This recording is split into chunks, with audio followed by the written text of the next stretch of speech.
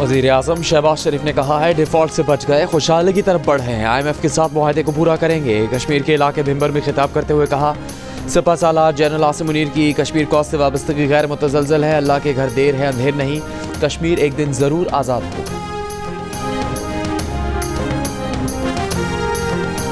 हुकूमती मुज़ाकराती कमेटी के रुकन इरफान सिद्दीकी ने कहा है कि जुडिशल कमीशन बनने का फैसला अभी तक नहीं हुआ। उमर अयूब ने कहा, जुडिशल कमीशन न बना तो अगले मुज़ाकरात में नहीं बैठेंगे। वज़ीर दिफा ख्वाजा आसिफ कहते हैं, जुडिशल कमीशन बना तो सिर्फ 9 मई और 26 नवंबर नहीं, 35 पंक्चर, फॉर्म 47 और धरने भी इसमें आ जाएंगे।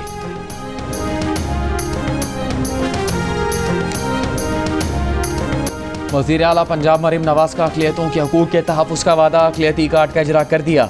तकरीब से खिताब में कहा कि उनके नज़दीक जड़ावाला जैसे अलमनाक वाक़े नहीं होने चाहिए। अक़लियतों की हिफाजत और तहफ़्फ़ुज़ की ज़िम्मेदारी खुद निभा रही हैं। अभी 50,000 मुस्तहिक़ ख़ानदानों को कार्ड जारी कर रहे हैं। आने वाले दिनों में इसे 75,000 घरानों तक बढ़ाएंगे। कार्ड के ज़रिए अक़लियतों को हर 3 माह बाद 10,500 दिए जाएंगे।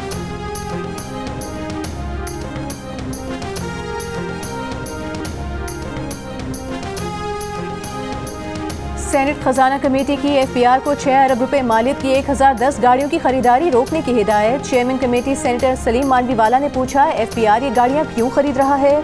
वजारत खजाना के हुकाम ने कहा कि गाड़ियां फील्ड अफसरान के लिए खरीदी जा रही हैं। सलीम मांडवीवाला ने कहा कि क्या अब तक फील्ड अफसरान टैक्स देने साइकिल पर जाते थे? सेनेटर फैसल वाबडा ने इजलास के बाद मीडिया टॉक में कहा कि FPR को 384 अरब रुपए टैक्स शॉर्टफॉल का सामना है। क्या ये गाड़ियाँ इस शॉर्टफॉल की शाबाशी में दिलाई जा रही हैं?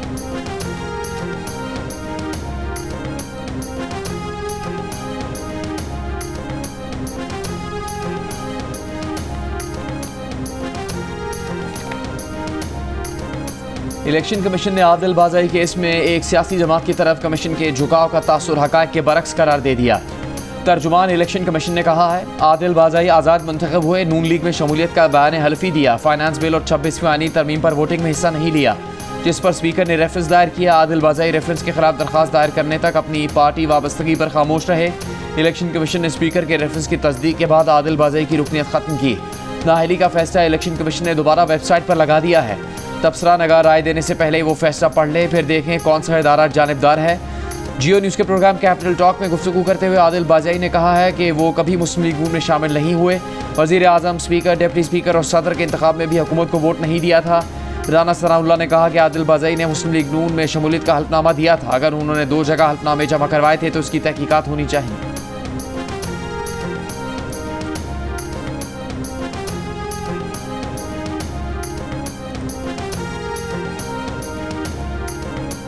हुकूमत ने जस्टिस रिटायर्ड फ़कीर मोहम्मद खोखर को लापता अफराद कमीशन का सरबराह मुकर्रर कर दिया। एडिशनल अटॉर्नी जनरल ने सुप्रीम कोर्ट को आगाह कर दिया। कहा, हुकूमत कानून साजी के जरिए लापता अफराद ट्राइब्यूनल बनाना चाहती है। कानून साजी के लिए काबीना कमेटी काम कर रही है। जस्टिस मंदुखेल ने कहा, कानून तो पहले से मौजूद है, किसी को लापता करना जुर्म है, किसी ने जुर्म किया है तो ट्रायल करें, जुर्म नहीं किया तो छोड़ दें। एडिशनल अटॉर्नी जनरल ने कहा, वफाकी हुकूमत एक मरतबा लापता अफराद इशू को सेट करना चाहती है। जस्टिस मंदुखेल बोले कि अगर मसला हल करना होता तो लापता अफराद का मामला हल हो चुका होता। हम उम्मीद ही कर सकते हैं कि हुकूमत मसला हल करे, पार्लियामेंट को कानून साजी का नहीं कह सकते। मजीद समात गैर मुअय्यना मुद्दत तक मुलतवी कर दी गई।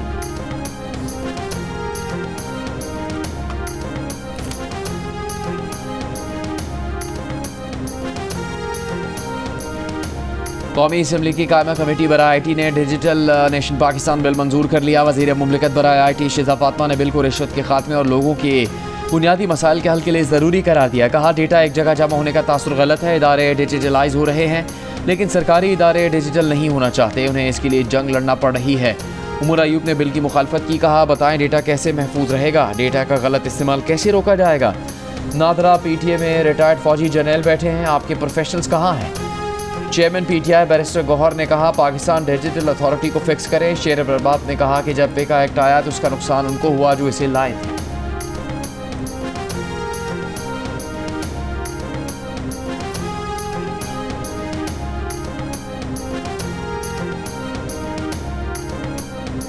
सेनेट के कायमा कमेटी इंफॉर्मेशन टेक्नोलॉजी का सेनेटर पलवशा खान के ज़ेर सदारत इजलास। पाकिस्तान में स्टारलिंक की लॉन्च पर ब्रीफिंग देते हुए चेयरमैन PTA ने बताया, स्टारलिंक ने फरवरी 2022 में लाइसेंस के लिए अप्लाई किया जो वजारत दाखिला के पास सिक्योरिटी क्लियरेंस के लिए गया।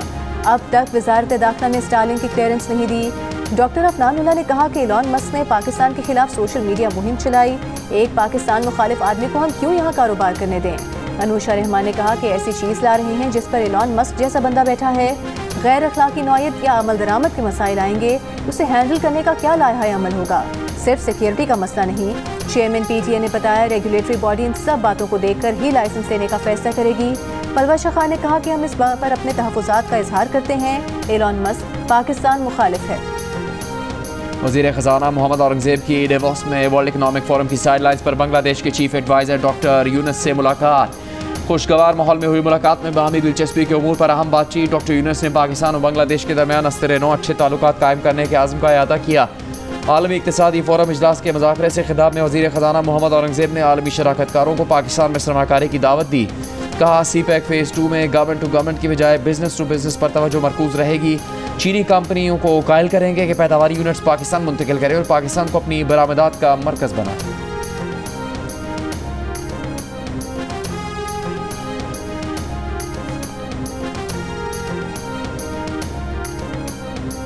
पाकिस्तान स्टॉक एक्सचेंज में कारोबार का आज मुसलसल दूसरा मनफी दिन रहा। 100 इंडेक्स 1598 पॉइंट्स कम होकर 1,13,443 पॉइंट्स पर बंद हुआ। एक तोला सोना 4,250 रुपये महंगा होकर 2,87,450 रुपये का हो गया।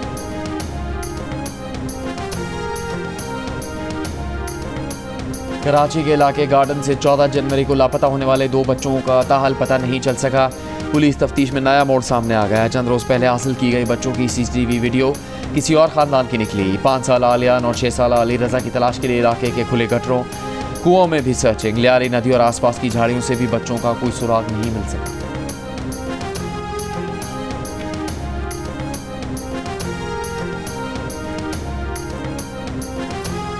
जामियात एक्ट में मुजवज़ा तरमीम के खिलाफ सिंध भर के सरकारी जामियात में 5वें रोज़ भी एहतजाज। असातिज़ा को क्लासेस का बॉयकॉट। एहतजाज में जामिया कराची, जामिया NED और सिंध मदरसा उल इस्लाम के असातिज़ा की शिरकत। मुख्तलिफ तलबा तंजीमें भी असातिज़ा के एहतजाज में शामिल हो गई। हुकूमत से तदरीसी अमल की बहाली के लिए फौरी रास्ता निकालने का मुतालबा।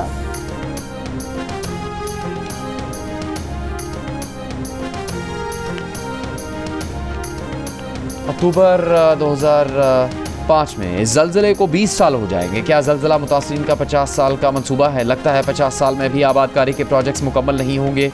सुप्रीम कोर्ट के आइनी बेंच में ज़लज़ला मुतासिरीन के केस में जस्टिस हसन रिजवी के रिमार्क्स। जस्टिस मोहम्मद अली मज़हर ने सवाल किया, वो मंसूबे कहाँ हैं जो मुकम्मल हुए? क्या इंसानों के लिए मंसूबे बनाए गए या जिनों के लिए? जस्टिस जमाल बंदुखेल ने कहा, अगर वसाइल नहीं तो ऐसे मंसूबों का हुकूमत ऐलान क्यों करती है? जस्टिस मोहम्मद अली मज़हर ने सवाल किया, डोनर्स का कितना पैसा आया और वो पैसा किधर है? एडिशनल अटॉर्नी जनरल ने जवाब दिया कि वो पैसा तो सारा खर्च हो गया। अदालत ने वफाकी और सूबाई हुकूमत और एरा से रिपोर्ट तलब कर ली। ऑडिटर जनरल पाकिस्तान से ज़लज़ला मुतासरीन फंड्स की ऑडिट रिपोर्ट भी तलब।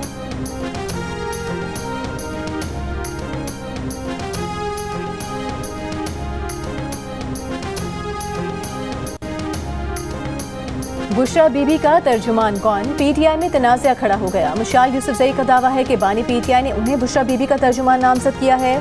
मुसर्रत जमशेद चीमा का दावा है कि बानी PTI ने उन्हें बुशरा बीबी का तर्जुमान नामजद किया है। मुशाल यूसुफजई को सिर्फ लीगल मामला सौंपे गए हैं। मुशाल यूसुफजई ने अडियाला जेल के बाहर मीडिया से गुफ्तगू करते हुए कहा कि मुसर्रत जमशेद चीमा को तर्जुमान नहीं बनाया गया, वो मीडिया टॉक में मेरे साथ खड़ी होंगी। बुशरा बीबी की तर्जुमान मैं थी और मैं ही रहूंगी।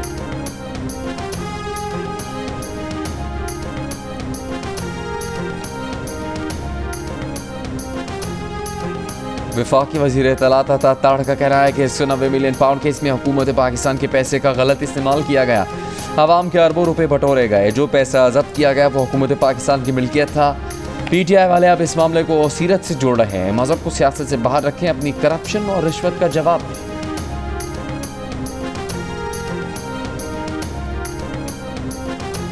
जमात इस्लामी के अमीर हाफिज नईमुर रहमान की दोहा में हमास के सरबराह हसन दरवेश समेत दीगर मरकज़ी कायदीन से मुलाकात। 15 माह तक इसराइल के खिलाफ मुज़ाहमत करने पर गज़ा और हमास की क़यादत को खिराज तहसीन पेश किया। मुलाकात के बाद अमीर जमात इस्लामी हाफिज नईमुर रहमान ने खिदमत फाउंडेशन पाकिस्तान को गज़ा मुतासिरीन के लिए फौरी तौर पर 10,000 खेमे भेजने की हिदायत की।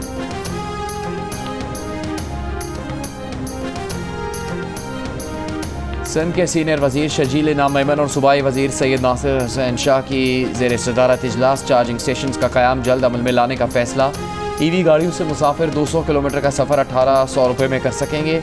शर्जील मेमन ने कहा कि ईवी टैक्सी सर्विस माहौल दोस्त और सस्ता मतबादल फराहम करके सिंध के ट्रांसपोर्टेशन के निज़ाम को बदल देगी। गवर्नर सिंध कामरान खान टिसोरी की सऊदी अरब के काउंसिल खाना आमद। कायम मुकाम काउंसिल जनरल ने गवर्नर सिंध का पुरतपाक खैर मकदम किया। गवर्नर सिंध ने गजा मुआहदे पर अहम किरदार अदा करने पर काउंसिल जनरल को गुलदस्ता और मिठाई दी। काउंसिल जनरल से मुलाकात में कहा, सऊदी अरब के सरमायाकारों को सूबे के पुरकशिश शोबों से फ़ायदा उठाना चाहिए।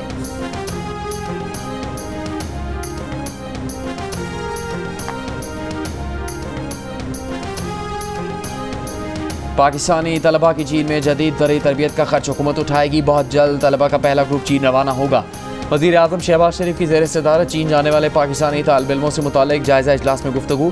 कहा, चीन जाने वाले इन तलबा तालिबात में 10% खुसूसी कोटा बलूचिस्तान के तलबा के लिए मुख्तस किया गया है। चीन के शुक्रगुजार हैं कि उन्होंने पाकिस्तानी तलबा को चीन में ज़राअत की जदीद तरबियत का मौका दिया।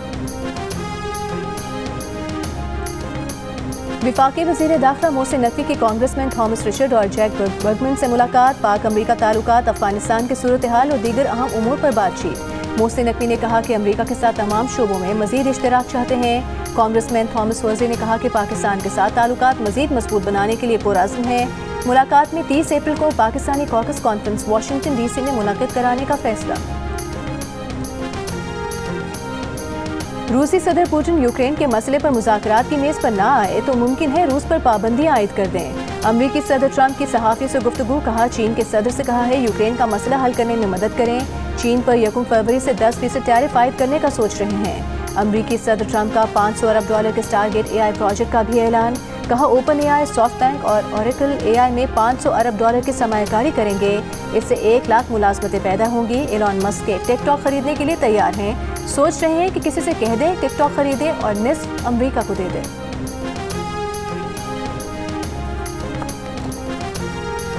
ट्रंप के हुक्मनामे के बाद कैपिटल हिल पर हमला करने वाले 211 मुलजिमान को रिहा कर दिया गया। रिहाई पाने वालों में इंतहाई दाएं बाजू के इंतहा पसंदों समेत प्राउड बॉयज़ के एनरिके टेरियो और ओथ कीपर्स के स्टीवर्ट रोड्स भी शामिल।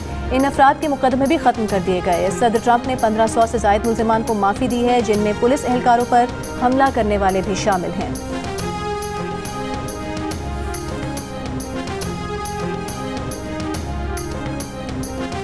गाजा जंगबंदी का चौथा रोज़। घरों को लौटने वाले फ़लस्तीनी इसराइली बमबारी से तबाहशुदा इमारतों में अपने प्यारों की तलाश में मसरूफ़। फ़लस्तीनी शोहदा की 200 लाशें बरामद। शहरी दिफा के मुताबिक 10,000 से ज़्यादा फ़लस्तीनी शोहदा की लाशें मलबे तले दबे होने का इम्कान है।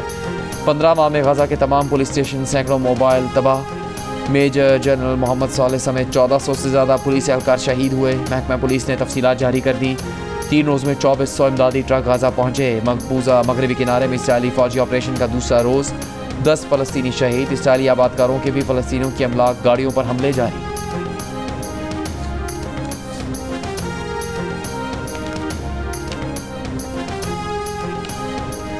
आलमी इक़्तिसादी फ़ोरम के सालाना इजलास के मौके पर वज़ीर ख़जाना मोहम्मद औरंगज़ेब की सऊदी और कतरी हम मनसबों से मुलाकात। 2 तरफ़ा सरमायाकारी और मालियाती ताउन पर तबादला ख़याल।